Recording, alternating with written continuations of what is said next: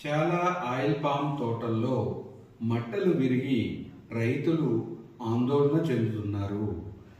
మట్టలు విరిగినప్పుడు మట్ట అడుగు భాగాన్ని గమనించినట్లయితే రంధ్రం కనిపిస్తుంది.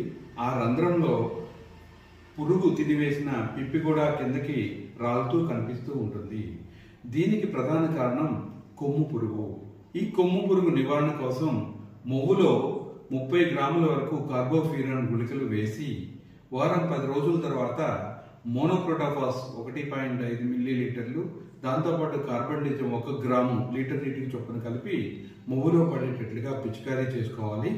ఇంకో వారం 10 రోజుల తర్వాత వేపపిండి 1 గుప్పెడు మొవ్వులో పడేటట్లు వేసుకోవాలి. పెద్ద చెట్లయితే వేపపిండిని చిన్న సంచిలో కట్టి ఆ సంచిని మొవ్వులో పడేటట్లుగా విసిరివేసినట్లయితే ఈ యొక్క కొమ్ము పురుగుని నివారించుకోవచ్చు.